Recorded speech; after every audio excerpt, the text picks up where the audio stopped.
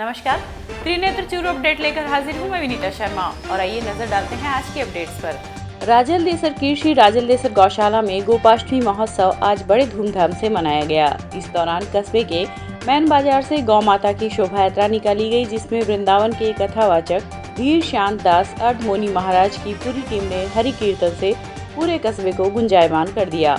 इस अवसर पर कस्बे वासियों ने गौ माता की पूजा अर्चना की। शोभा यात्रा गौशाला प्रांगण पहुंची, जहां पर मेला भरा गया। मेले में कस्बे वासियों ने झूले एवं विभिन्न तरह की स्टॉल का आनंद उठाया। तत्पश्चात 1 बजे भागवत कथा प्रारंभ हुई, जिसमें कथावाचक ने भगवान श्री कृष्ण की बाल लीलाओं के बारे में श्रद्धालुओं को बताया। इस अवसर पर मुख्य यजमान सुरेश कुमार सोनी, शिक्षिका मोहिनी देवी सोनी, मन्नाथ लाल सोनी आदि उपस्थित रहे।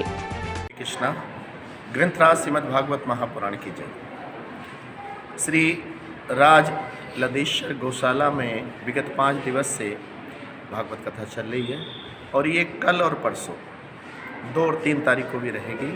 आज हमने गोपाष्टमी महामहोत्सव और गोपाष्टमी शोभा यात्रा निकाली है। अब तक इस गौशाला की जो हानि थी लंपी रोग से या कोरोना से, लगभग 30-35 लाख का यहाँ नुकसान था। भगवान की कृपा से यहाँ के भामाशाहों ने एवं यहाँ के द्वारा गुजरात, बम्बई, कलकत्ता के भामाशाहों ने आज लगभग आधे से ज़्यादा वो भरपाई पूरी कर दी। हम उनको साधुवाद देते हैं। कल यहाँ रुक्मणी मंगल रहेगा, परसों सुदामा चरित के साथ विशाल कथा को विश्राम दिया जाएगा। आज की इस गोपाष्टमी महोत्सव में दूर दूर से लोग, हजारों लोग यहाँ आए। उन्होंने यहाँ पर बच्चों के झूले और खेल खिलौने पकवान का स्वाद भी लिया। साथ ही उन्होंने बड़े प्रेम से आज यहाँ कथा का श्रवण किया। इसी के साथ आज इस गौशाला प्रांगण में बहुत सारे बच्चों को, जिन्होंने लगभग 80-90% परीक्षा में अंक प्राप्त करे थे, ऐसी प्रतिभाओं का सम्मान किया। और जो समाज की बड़ी बड़ी दानदाता विभूतियाँ हैं, उनको भी यहाँ सम्मानित करा गया है। जो कार सेवक गौ सेवा करते हैं, उनका सम्मान परसों किया जाएगा। और हम आपसे विनती करते हैं कि अधिक से अधिक संख्या में श्री राज लदेश्वर गौशाला में आइएगा। दोपहर 1 बजे से लेकर 4 बजे तक कथा चलती है। हरे कृष्ण कृष्ण कृष्ण हरे हरे, हरे राम राम राम हरे हरे। सात्विकी श्री गोविंद गौशाला में भी गोपाष्टमी पर्व आज हवन पूजन और गाय माता की परिक्रमा करके मनाया गया। इस दौरान शास्त्री भूपेंद्र दाधीच द्वारा गौ माता की पूजा अर्चना और विश्व कल्याण शांति के लिए यज्ञ करवाया गया। गौशाला अध्यक्ष रामजस कासनिया ने कहा कि अपनी नई पीढ़ी का सुधार करना है तो बच्चों को हर दिन गौशाला में लाएं और उनको बताएं कि गौ माता में सभी देवी देवताओं का वास है। इस अवसर पर गौशाला समिति के सचिव माता दीन शर्मा, गिरधारी सिंह खींची, भैराराम शर्मा आदि मौजूद रहे। अंदर आज ये लोग सारा गोपाष्टमी अच्छी तरह मनाई, लेकिन हमारी गौशाला अनुदान से वंचित रह गई है। तो हमारी गवर्नमेंट से एक ही प्रार्थना है कि हमारी गोविंद गौशाला को वो अनुदान है वो जल्दी से जल्दी ऑफलाइन करवाएं। आज गोविंद गौशाला शातु के प्रांगण में गोपालाष्टमी के पर्व पर गौ माता की पूजा करके ग्रामवासियों ने महिलाओं द्वारा विश्व की मंगल कामना की गई। इस अवसर पर गोविंद गौशाला अध्यक्ष श्रीमान रामजस जी कासनिया, कोषाध्यक्ष श्रीमान मातदीन जी शर्मा और अन्य महिलाएं, ग्रामवासी अधिक संख्या में पधारकर गौ माता की सेवा करके और उसकी पूजा करके और गांव एवं विश्व की मंगल कामना की अर्चना की। गांव साथियों में सगले गांव का महिला पुरुष बच्चा सगला मिल गए। गांव की गौशाला का माँ गोपाष्टमी खूब अच्छे ढंग में मनाई। लेकिन सौ बड़ो संकट वो है कि अनुदान की राशि है जिसकी रिवर्ट होने के कारण और लंबी बीमारी के चलते ज़्यादा व्यस्त रहने के कारण मैंने दोबारा कौन प्रवास किया। कागज़ सही ऑफलाइन हमारा सारा कागज़ सही है। 27/7/2022 ने तहसीलदार जी हटाया, वह माने सही लिखे गया कि गौशाला है जिसके अनुदान लेने के पात्र है, वह बावजूद भी माने अब कोई सहायता को नहीं मिल रही। इतनी समस्या है और कोई समस्या को नहीं, गाय सुनी सेवा होने लग रही है, कोई दिक्कत को नहीं। चूरू की पिंजरापोल सोसाइटी द्वारा आदर्श विद्या मंदिर प्रांगण में भी आज गोपाष्टमी पर्व पर गढ़ बालाजी मंदिर में गौ भक्त का जुलूस बैंड बाजे के साथ निकाला गया, जो मुख्य बाजार की परिक्रमा करते हुए आदर्श विद्या मंदिर की गौशाला में पहुंचा। इस दौरान श्रद्धालुओं ने हवन में आहुतियां दी। जुलूस में गौशाला के पदाधिकारी व जनपद के वरिष्ठ जनों ने भी भाग लिया। इस अवसर पर सुशील बजाज, काशीराम त्याल, पवन बगड़िया आदि ने गो पूजन किया। रतनगढ़ के चूरू रोड स्थित पिंजापुल गौशाला समिति द्वारा आज गोपाष्टमी पर्व मनाया गया। श्री तालवाले बालाजी मंदिर प्रांगण में शिक्षाविद रामगोपाल इंदौरिया ने गौ माता की पूजा अर्चना कर शोभा यात्रा को रवाना किया, जो मुख्य मार्गों से होती हुई चूरू रोड स्थित गौशाला प्रांगण में पहुंची। इस दौरान वृंदावन के कलाकारों द्वारा झांकियां प्रस्तुत की गई तथा भजनों पर नृत्य किया गया। वहीं गायक कलाकार छोटू मारवाड़ी ने भी भजनों की प्रस्तुतियां दी। जगह जगह लोगों ने शोभा यात्रा का स्वागत किया एवं गाय की पूजा अर्चना कर सुख समृद्धि की कामना की। इस अवसर पर गौशाला समिति के अध्यक्ष धनराज चौधरी, मंत्री अंजनी चोटिया, लायंस क्लब के अध्यक्ष जय कुमार शर्मा आदि उपस्थित थे। गोपाष्टमी पर्व के दिन कृष्ण भगवान गौ माता को चराने के लिए लेके गए, उसी दिन से ये पर्व निरंतर जारी है और इस पर्व का बहुत ही बड़ा महत्व है। इस दिन गौ माता का बहुत सेवा करके लाभ प्राप्त कर सकते हैं, ऐसा अपने शास्त्रों में दर्शाया गया। गौ माता का आशीर्वाद प्राप्त करें। वहीं गो सेवा शिविर गौशाला समिति आदर्श विद्या मंदिर चूरू स्थित गौशाला में भी आज गोपाष्टमी पर्व हर्षोल्लास से मनाया गया। गौशाला में प्रातः यज्ञ के साथ कार्यक्रम प्रारंभ हुआ। यज्ञ में विश्वनाथ चौधरी सपत्नीक यजमान रहे व गौ माता का पूजन किया। गौशाला में गो दर्शन व गो पूजन के लिए महिलाओं, पुरुषों व आदर्श विद्या मंदिर के विद्यार्थियों का तांता लगा रहा। इस दौरान सभी बच्चों ने गायों को गुड़ खिलाकर पुण्य लाभ कमाया। कार्यक्रम में गौशाला के अध्यक्ष रमाकांत भाऊवाला, मंत्री शैलेंद्र कुमार शर्मा, कोषाध्यक्ष सुधाकर सहल, किशन लाल सैनी, पूर्णमल, शरद कुमार शर्मा आदि सभी ने गो दर्शन व गाय माता का पूजन किया। गौ सेवा शिविर गौशाला समिति चूरू, मैं शैलेंद्र कुमार शर्मा, मंत्री। आज गोपाष्टमी के पर्व के ऊपर सुबह यज्ञ का आयोजन किया जा रहा है अभी, और यज्ञ के बाद के अंदर गौ माता का पूजन होगा। बड़ी मात्रा में श्रद्धालु गांव और शहर और बच्चे भी आदर्श विद्या मंदिर के वो गौ माता के पूजन के लिए आ रहे हैं और दान दक्षिणा कर रहे हैं और इनको गुड़ खिला रहे हैं, कोई चारा खिला रहे हैं और तुलादान अपने वजन के बराबर तुलादान के द्वारा कोई सब्जी, गुड़, बाजरा, मोट इत्यादि दे रहे हैं। मैं गोपाष्टमी पर सभी भक्तों को और हार्दिक शुभकामना प्रदान करता हूं।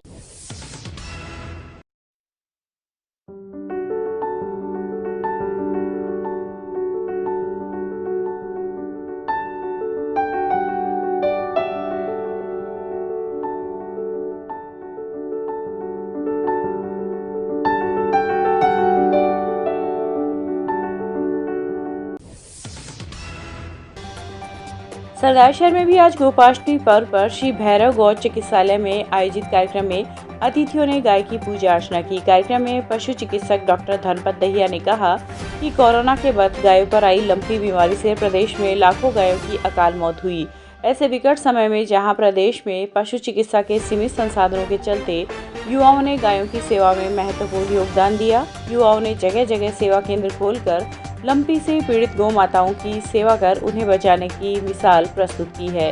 इस अवसर पर पूर्व विधायक अशोक पीचा, पार्षद शोभाकांत स्वामी, अभिभाषक संघ अध्यक्ष माणकचंद भाटी आदि उपस्थित रहे। चूरू के बूटिया रोड स्थित श्री गोपाल गो सेवा समिति में भी आज श्री बद्री केदार धानुका आदर्श विद्या मंदिर के अध्यापकों व विद्यार्थियों द्वारा प्रधानाचार्य नेमीचंद सैनी के नेतृत्व में गो पूजन किया गया। गौ सेवा समिति के मंत्री रमाकांत शर्मा ने बताया कि इस दिन गौ माता की विशेष पूजा का विधान शास्त्रों में वर्णित है। मान्यता है कि गोपाष्टमी के दिन गाय माता में सभी देवी देवताओं का वास होता है, इसलिए इस दिन उनकी पूजा करने से व्यक्ति को देवताओं का आशीर्वाद प्राप्त होता है और उनके सभी दुख दर्द दूर हो जाते हैं। इस अवसर पर गोपालक महेश स्वामी, शुभकरण सैनी, हरिराम सैनी आदि उपस्थित रहे।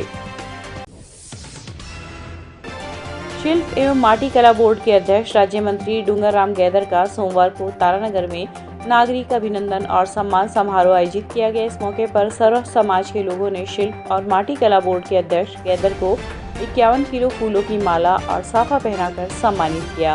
वहीं समाज बंधुओं ने उन्हें चांदी का मुकुट पहनाकर अभिनंदन किया। अभिनंदन से पहले गैदर ने सात्यू सर्किल तारानगर में प्रजापति मिट्टी बर्तन भंडार शोरूम का भव्य शुभारंभ पीड़ा काटकर किया और भंडार के प्रोप्राइटर रामचंद्र आयतन को शुभकामनाएं दी।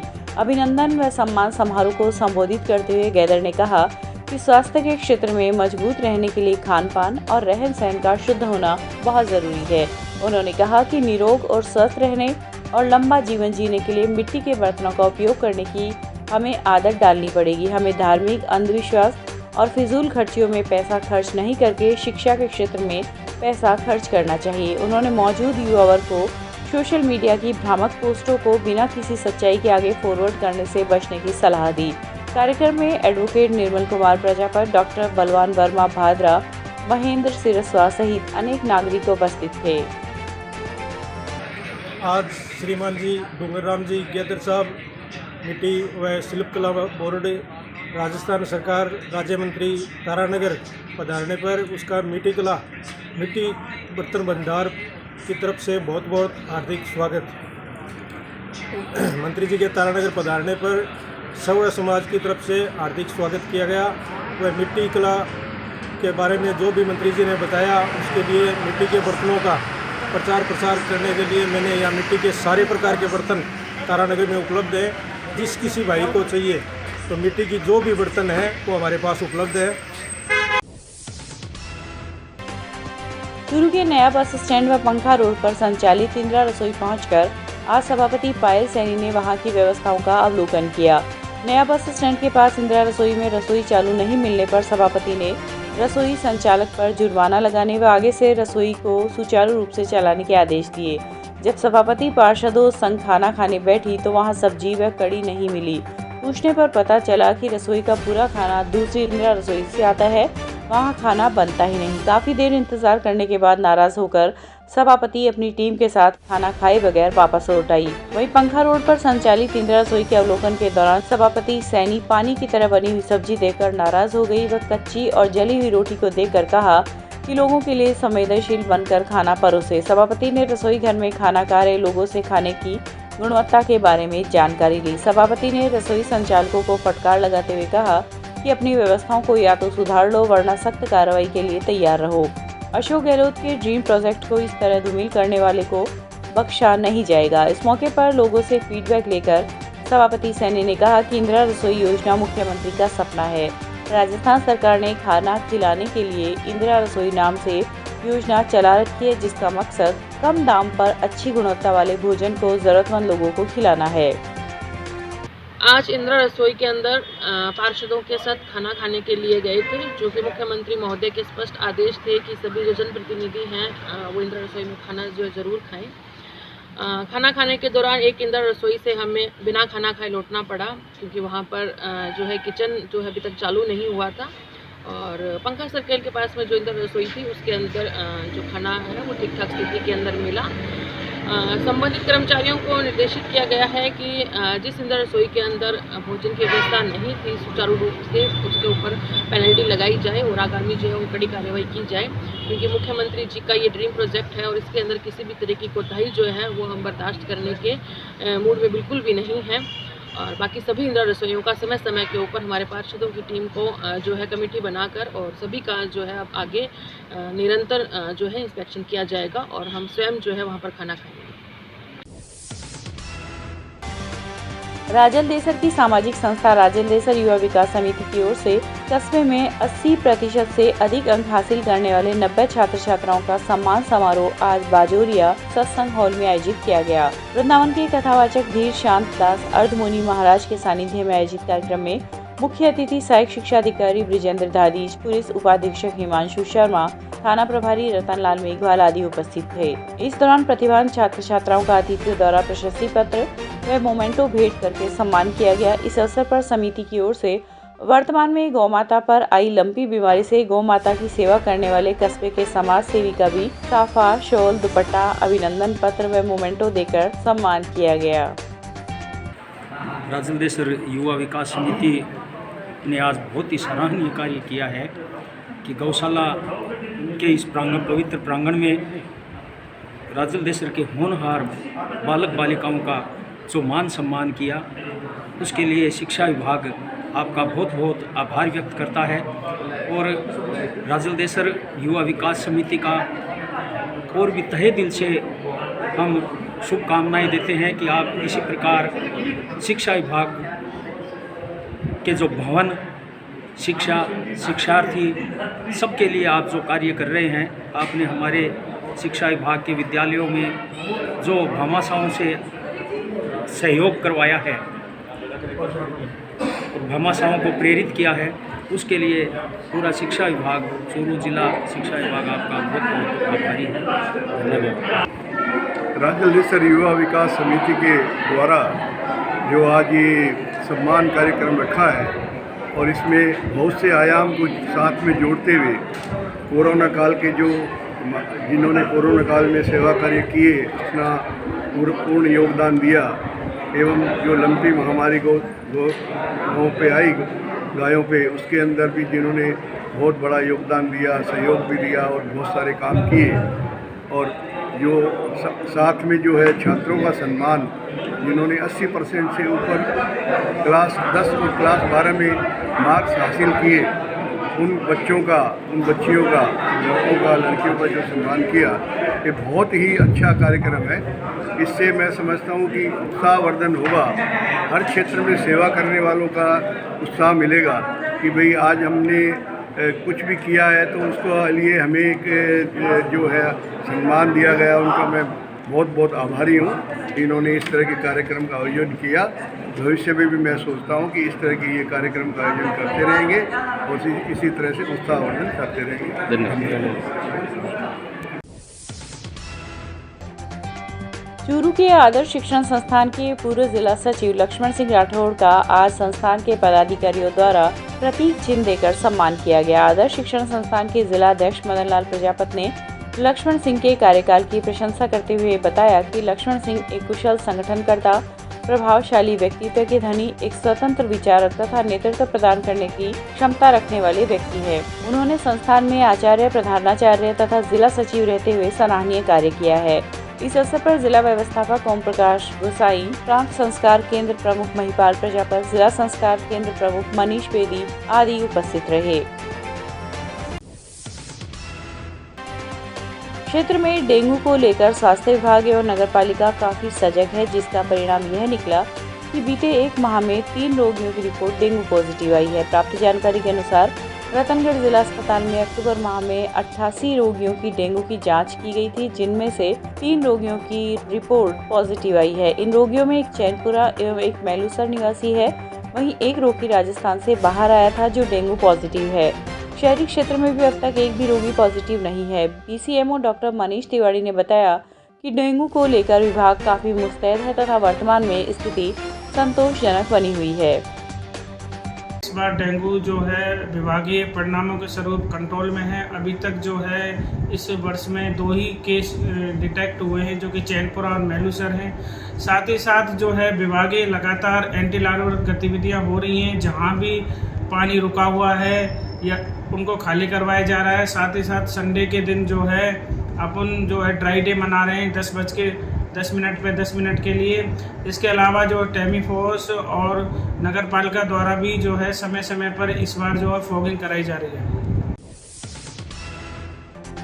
जिला कलेक्टर सिद्धार्थ सिहाग ने आज ग्राम पंचायत घंटेल एवं सोमासी में महानरेगा कार्यों, अमृत सरोवर तथा प्रधानमंत्री आवास योजना के कार्यों का निरीक्षण किया और आवश्यक दिशा निर्देश दिए। जिला कलेक्टर ने कहा कि कार्यों की गुणवत्ता से किसी प्रकार का समझौता नहीं होना चाहिए तथा स्वीकृत कार्य समय पर शुरू होकर पूरे हो, यह सुनिश्चित किया जाना चाहिए। इस दौरान उन्होंने प्रधानमंत्री आवास योजना के कार्यों का निरीक्षण करते हुए कहा कि लाभार्थियों को समय पर किश्तों का भुगतान होना चाहिए। उन्होंने विकास अधिकारी से कहा कि वे ब्लॉक के लिए निर्धारित लक्ष्य मात्रा तक पूर्ण किया जाना सुनिश्चित करें। इस दौरान चूरू वीडियो निखिल पोद्दार, तारानगर वीडियो संत कुमार मीणा, सहायक अभियंता अशोक ढाका आदि मौजूद थे।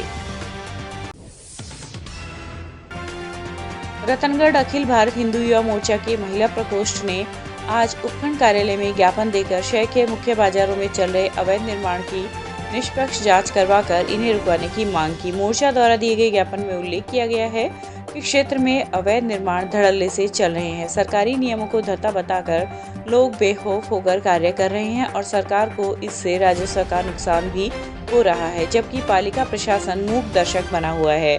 ज्ञापन में मांग की गई है कि रेलवे स्टेशन से लेकर अशोक स्तंभ एवं घंटाघर से लेकर गढ़ के पीछे हो रहे निर्माण की जांच कर दोषी लोगों के खिलाफ कार्रवाई की जाए। इस मौके पर विनोद प्रजापति, सरिता पढ़ियार, नंद किशोर कंदोई आदि कार्यकर्ता उपस्थित थे। आज अखिल भारत हिंदू युवा मोर्चा के नेतृत्व में हमने माननीय SDM साहब को ज्ञापन दिया है। ज्ञापन इसी से में दिया है कि रतनगढ़ के अंदर मुख्य बाज़ारों में अवैध निर्माण हो रहा है, जिसको लेकर हमने एक ज्ञापन पिछली 19 तारीख को दिया था, लेकिन उस पर अभी तक कोई कार्रवाई नहीं की गई है।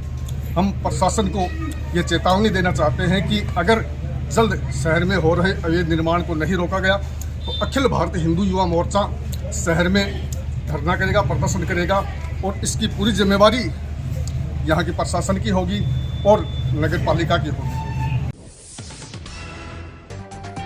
पिछले 28 वर्षों से माह के पहले मंगलवार को लगने वाला निःशुल्क मिर्गी निदान शिविर आज रतननगर कस्बे में संपन्न हुआ। त्रिवेणी देवी सुरेखा चैरिटेबल ट्रस्ट के तत्वाधान में हुए 338वें शिविर में 556 मरीजों का इलाज कर पूरे माह की दवाई निःशुल्क वितरित की गई। कैंप के मुख्य neuro physician doctor RK Surekha ने रोगियों को देखा तथा उन्हें परामर्श व उपचार दिया। डॉक्टर सुरेखा ने बताया कि मिर्गी रोग से ग्रस्त लोग नियमित दवा और सावधानी रखकर सामान्य लोगों की तरह जीवन बिता सकते हैं। मिर्गी रोग से ग्रस्त महिलाएं सामान्य स्त्रियों की तरह विवाह और गर्भ धारण कर सकती है, बशर्ते पूर्ण सावधानी और नियमित दवा ली जाए। कैंप में डॉक्टर रोहित सुरेखा, डॉक्टर रक्षित सुरेखा, डॉक्टर जय सिंह आदि ने सहयोग दिया।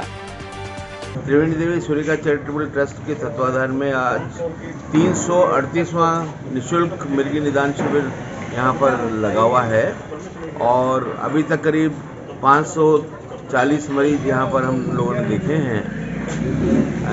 ऐसा यहाँ पर पूरे महीने के लिए हम निःशुल्क मरीजों को देख करके दवाई देते हैं और आज का मैसेज मेरा यही है कि लोग बाग जो मिर्गी से ग्रस्त महिलाएं हैं वो उनको मन में एक वहम रहता है कि वो शादी नहीं कर सकते या वो बच्चे पैदा नहीं कर सकते या बच्चे को दूध नहीं पिला सकते। तो अमूमन महिलाओं को ये अपने गलतफहमी रहती है।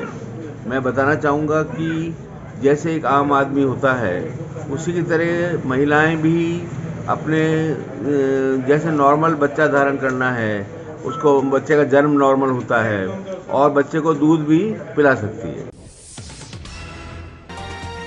गांव घांगू के अमर शहीद राजेश कुमार फगेड़िया और माता वीरांगना मधु देवी के पुत्र देवेन फगेड़िया के नीट परीक्षा में चयन के बाद MBBS के लिए सरदार पटेल मेडिकल कॉलेज बीकानेर में प्रवेश पर आज उनके परिजनों व शुभचिंतकों ने मिठाई खिलाकर खुशी का इजहार किया और शुभकामनाएं दी। देवेन ने इस चयन का श्रेय अपने परिवारजनों और गुरुजनों को दिया। देवेन ने बताया कि डॉक्टर बनकर मानव सेवा करना ही उनका लक्ष्य है। इस अवसर पर सरपंच विमला देवी दर्जी, समाज सेवी महावीर नेहरा, सहायक निदेशक जनसंपर्क कुमार अजय आदि ने देवेन को बधाई दी। जिला पुलिस अधीक्षक D आनंद के निर्देशानुसार जिले में 16 वर्ष से कम आयु के गुमशुदा नाबालिग बच्चों की तलाश एवं पुनर्स्थापना हेतु शुरू हुए विशेष अभियान खुशी 5 को लेकर आज अतिरिक्त पुलिस अधीक्षक देवानंद की अध्यक्षता में जिला कलेक्टर सभागार में बैठक का आयोजन किया गया। इस मौके पर अतिरिक्त पुलिस अधीक्षक देवानंद ने कहा कि अभियान की सफलता एवं सार्थकता तभी साबित होगी जब हम सब मिलकर इसे बेहतर ढंग से संचालित करेंगे। सब लोग आपसी समन्वय एवं बेहतर प्रयासों से काम करेंगे तो निश्चित ही सफलता हासिल होगी। बैठक में AHTU प्रभारी उप निरीक्षक मोहम्मद शमशाद, RPF से सहायक उप निरीक्षक राजेश चौधरी, राजगढ़ RPF के सहायक उप निरीक्षक रामकिशोर सेन आदि उपस्थित थे। राजस्थान नगरीय आधारभूत विकास परियोजना द्वारा आज रतनगढ़ के वार्ड संख्या 20 में स्थित संत श्री SG मेमोरियल शिक्षण संस्थान माध्यमिक स्कूल में जागरूकता कार्यक्रम आयोजित किया गया। इस कार्यक्रम में जन सहभागिता इकाई के प्रवीण सिंह राठौड़ व L&T कंपनी के रवि सैनी ने सीवरेज परियोजना के लाभ बताते हुए बच्चों को व्यक्तिगत स्वच्छता, साफ सफाई एवं हाथ धोने के तरीके के बारे में विस्तार से जानकारी दी। इस अवसर पर प्रधानाध्यापक चंद्र प्रकाश सुईवाल, नारायणी, बंटू कंवर आदि उपस्थित थे। RUIDP व LNT के रवि सैनी और प्रवीण जी द्वारा बच्चों को साफ सफाई के बारे में बताया गया और इनके द्वारा बताया गया कार्यक्रम बहुत ही अच्छा रहा। विद्यालय द्वारा इनके इस कार्यक्रम में बच्चों को खूब लाभ मिलेगा। विद्यालय परिवार इनके मंगल कामना करता है। दीक्षार्थी मुमुक्ष दक्ष नखत का भव्य वर घोड़ा आज उनके पैतृक निवास सरदारशहर के तेरापंथ भवन में पहुंचा। इस मौके पर साध्वी सुमति प्रभा के सानिध्य में कार्यक्रम का आयोजन किया गया। इस दौरान महिला मंडल की तरफ से अनीता धाडेवा ने मंगलाचरण किया। इस अवसर पर सिद्धार्थ चिंडालिया, तेरापंथी महिला मंडल अध्यक्षा सुषमा पीचा, युवक परिषद मंत्री धीरज छाजेड़ आदि उपस्थित रहे।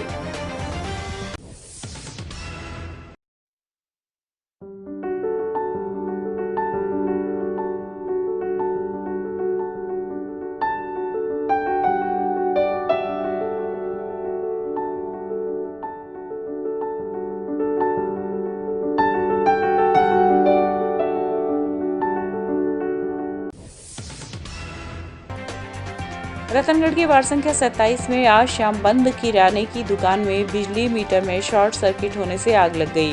दुकान से धुआं उठता देखकर मोहल्ले के लोगों में अफरा तफरी मच गई। आनन फानन में दुकानदार ने अपनी दुकान को खोलकर आग बुझाने का प्रयास किया। इस दौरान दुकान मालिक सहित 2 लोग करंट की चपेट में आ गए, जिन्हें जिला अस्पताल में भर्ती करवाया गया, जहाँ पर उनका उपचार चल रहा है। प्राप्त जानकारी के अनुसार रतनगढ़ के वार्ड संख्या 27 में विदुर जी मंदिर के पास आजम अली की घर के बाहर दुकान है।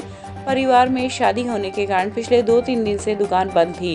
मंगलवार की शाम अचानक दुकान से धुआं उठता देखकर मोहल्ले के लोगों ने उसे सूचना दी, जिस पर घर से बाहर आकर दुकान को संभाला तो उसमें आग की लपटें देखी। इसी दौरान रिश्ते में भाई हनीफ भी वहां पहुंच गया। दुकान में लगे बिजली मीटर में शॉर्ट सर्किट होने से आग लग गई थी। हनीफ ने मीटर से कनेक्शन हटाने का प्रयास किया तो वह करंट की चपेट में आ गया। हनीफ को करंट से छुड़ाने का प्रयास किया तो आजम भी करंट की चपेट में आ गया।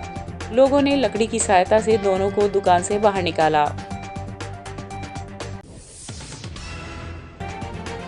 बांद्रा से हिसार जाने वाली ट्रेन के AC कोच में आज संदिग्ध हालत में एक युवती मिली, जिसे RPF पुलिस और CTI उपचार के लिए राजकीय भर्ती अस्पताल के आपातकालीन वार्ड लेकर पहुंचे, जहां युवती का उपचार जारी है। CTI आनंद वाला ने बताया कि रंजू बेनीवाल बांद्रा से हिसार जा रही थी कि रास्ते में उसने अचानक अजीबोगरीब हरकतें करना शुरू कर दिया। इस पर RPF कर्मचारी पहुंचे और युवती को संभाला। रेलवे मेडिकल टीम को भी मौके पर बुलाया गया, लेकिन युवती की हालत को देखते हुए उसे जिला अस्पताल लाया गया, जहां उसका उपचार जारी है। बच्ची ठीक से बोल भी नहीं पा रही है और एकदम इस हालत में हम लोगों को सूचना मिली। मैं रतनगढ़ से ड्यूटी स्टार्ट हुई तो हम लोग इसके पास गए, लेकिन ये चिल्ला भी रही थी बीच में और बेहोश सी है।